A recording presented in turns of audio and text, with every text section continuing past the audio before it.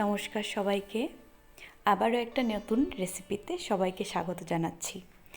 তো আমরা ইলিশ ভাপা তো সবাই খেয়েছি। তো আজকের রেসিপিটা হলো সর্ষে দিয়ে কাতলা মাছের ভাপা রেসিপিটা। তো এটা পুরোটাই ট্রেডিশনাল একটা রেসিপি এবং ওই ট্রেডিশনাল ওয়েতেই আমি এটাকে উইদাউট এনি মশলা এটাকে আমি বানিয়েছি। তো রেসিপিটা পুরোটা দেখবেন এবং ভালো লাগলে লাইক সাবস্ক্রাইব করবেন। তো এর জন্য আমি কি করেছি, প্রথমেই 2 পিস মাছকে হলুদ, লবণ, অল্প করে একটু লাল মরিচের গুঁড়ো, সরিষার তেল, আর এখানে আমি নিয়েছি 1 চামচ সর্ষে গুঁড়ো, হাফ একটা পেঁয়াজ কুচি। তো এখানে আমি 1 চামচ গুঁড়ো সর্ষে নিয়েছি। তো আপনারা চাইলে শিলপাটায় বেটে এইভাবেও নেওয়া যায়, যে কোয়ান্টিটিটা 1 চামচই নেবেন।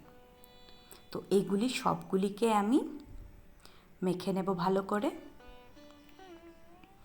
মাছগুলির সঙ্গে ভালো করে মেখে নেব। আর আমি এক্সট্রা কোনো মশলা এতে ইউজ করব না। আদা, রসুন, জিরা, ধনিয়া যাই বলুন না কেন, কোনো মশলা ইউজ করব না। তাতে করে এগুলি ইউজ করলে কি হয়, যে সর্ষের তেল আর সর্ষের যে একটা ফ্লেভার থাকে, ওই ফ্লেভারটা চলে যায়।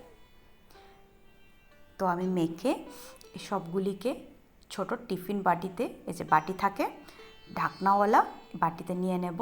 আর প্লেটটাকে ধুয়ে লাস্টে আমি এতে একটু জল দিয়ে নেব, যেহেতু গুঁড়ো সরষাটা ছিল, তো এটা তো শুকনো থাকে, তাই দিয়ে ভালো করে এটাকে লক করে নেব, ঢাকনাটা লাগিয়ে নেব।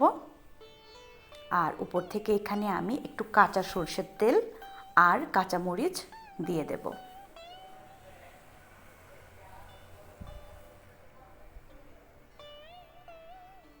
অপরদিকে আমি একটা প্যানে অল্প জল নিয়ে ঢাকনাটা দিয়ে ভাপ হওয়ার জন্য একটু প্রি-স্টিম করে নেব আর কি। আর এই যে ঢাকনার ছিদ্রটা থাকে, এটাকে একটা কাগজের সাহায্যে অবশ্যই বদ্ধ করে দিতে হবে, যাতে ভাপটা না বেরোয়। 2 মিনিট ভাপটা হয়ে গেলে তারপর সাবধানে বাটিটা বসিয়ে দিতে হবে। তো এইভাবে করে আমি প্রায় 10 থেকে 15 মিনিট মিডিয়াম ফ্লেমে রেখে দেব। 10 মিনিট হয়ে গেলে এবার অফ করে ঠান্ডা হওয়ার জন্য একটু অপেক্ষা করব। এই যে হয়ে গেল, এখন গরম ভাতের সঙ্গে সার্ভ করে নিন। ধন্যবাদ সবাইকে।